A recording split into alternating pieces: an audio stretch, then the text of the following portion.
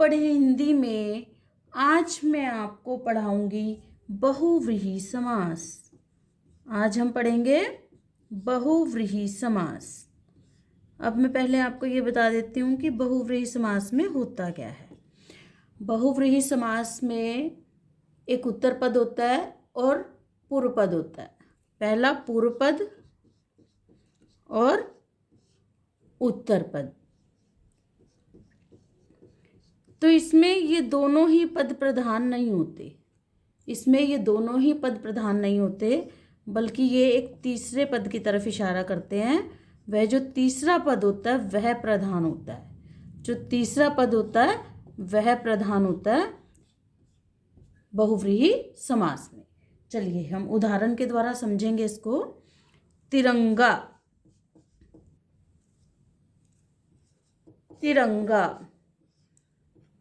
तीन रंग हैं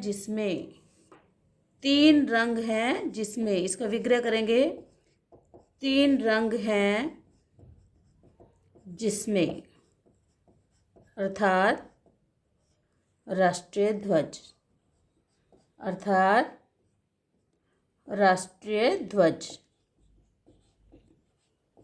तो ये जो राष्ट्रीय ध्वज यह तीसरा पद है। राष्ट्रीय ध्वज जो है ये तीसरा पद है, इसलिए यहाँ पर कौन सा समास हुआ? बहुव्रीहि समास। कौन सा समास हुआ यहाँ पर? बहुव्रीहि समास। चलिए एक उदाहरण करते हैं। दशानन। बहुत ही कॉमन उदाहरण है इसका, ये कहीं भी आपको मिल जाएगा देखने को। दशानन। 10 हैं आनन जिसके। 10 हैं आनन जिसके, अर्थात रावण।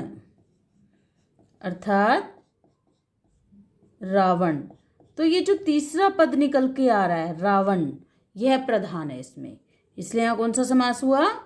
बहुव्रीहि समास। कौन सा समास है? बहुव्रीहि समास। चलिए और उदाहरण करते हैं हम इसके लिए, आपको समझाने के लिए। त्रिनेत्र।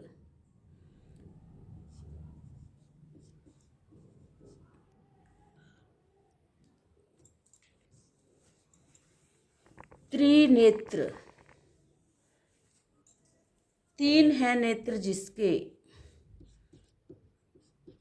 त्रिनेत्र। तीन है नेत्र जिसके। तीन है नेत्र जिसके, अर्थात शिव। तो ये जो शिव है ये तीसरा पद है। शिव भगवान तीसरा पद है, शिव। तो यहाँ पर कौन सा समास हुआ? बहुव्रीहि समास। कौन सा समास हुआ यहाँ पर? बहुव्रीहि समास। चलिए और उदाहरण करते हैं। लंबोदर।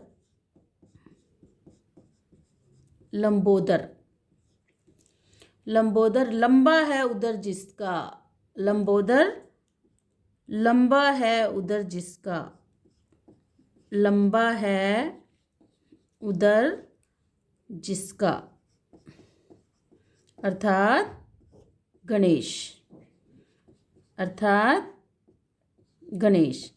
तो ये जो तीसरा पद निकल के आया है गणेश, ये प्रधान है इसमें। ये जो तीसरा पद आया है गणेश, ये प्रधान है, इसलिए कौन सा समास हुआ? बहुव्रीहि समास। चलिए चक्रधर।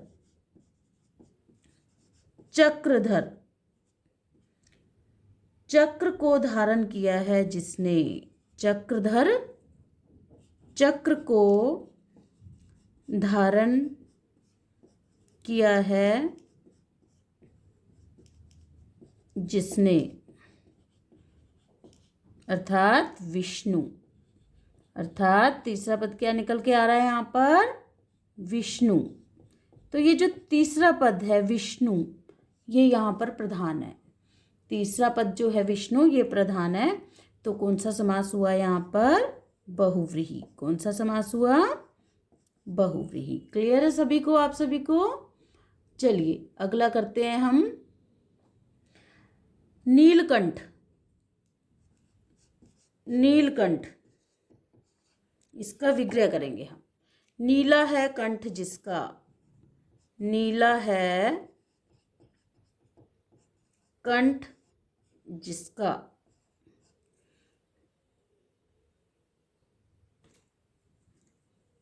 देखिए, नीला है कंठ जिसका, अर्थात शिव, अर्थात शिव। तो तीसरा पद क्या निकल के आ रहा है? शिव। तो ये प्रधान है यहाँ पर। तो कौन सा समास हुआ? बहुव्रीहि समास। कौन सा समास हुआ यहाँ पर? बहुव्रीहि समास। क्लियर है सभी को? और उदाहरण करेंगे कुछ इसके हम। मुरलीधर, मुरलीधर, मुरली को धारण करने वाला, या मुरली को धारण किया है जिसने। मुरली को धारण किया है जिसने, मुरली को धारण किया है जिसने। कृष्ण, अर्थात कृष्ण। तो ये जो तीसरा पद है कृष्ण, ये प्रधान है यहाँ पर। तो इसलिए कौन सा समास हुआ? बहुव्रीहि समास। कौन सा समास हुआ यहाँ पर? बहुव्रीहि समास। चलिए और उदाहरण करते हैं हम। चतुर्भुज, चतुर्भुज, चार भुजाएं हैं जिसकी, चार भुजाएं हैं जिसकी, अर्थात विष्णु। चार भुजाएं हैं जिसकी, अर्थात विष्णु। तो ये जो तीसरा पद है विष्णु, ये प्रधान है यहाँ पर। जो विष्णु है तीसरा पद, ये प्रधान है। तो इसलिए यहाँ कौन सा समास हुआ? बहुव्रीहि समास। कौन सा समास हुआ? बहुव्रीहि समास। चलिए और उदाहरण करवाती हूँ मैं आपको, ताकि आपको अच्छे से ये स्पष्ट हो जाए। हंसवाहिनी, हंसवाहिनी,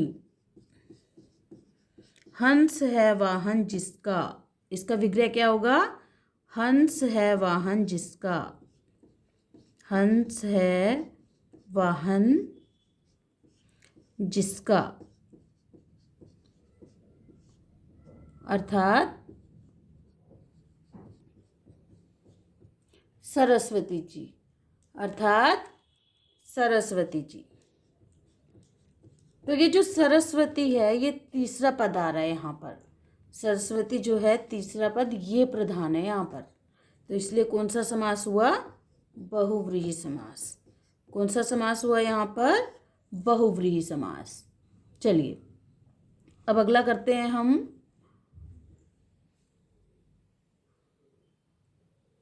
पीतांबर, पीतांबर, पीले हैं वस्त्र जिसके। पीले हैं, पीत यानी पीले, अंबर यानी कपड़े, वस्त्र। पीले हैं वस्त्र जिसके, पीले हैं वस्त्र, पीले हैं वस्त्र जिसके, अर्थात कृष्ण, अर्थात कृष्ण। तो ये जो तीसरा पद है ये निकल के आ रहा है, देखो कृष्ण, ये प्रधान है यहाँ पर। तो कौन सा समास हुआ?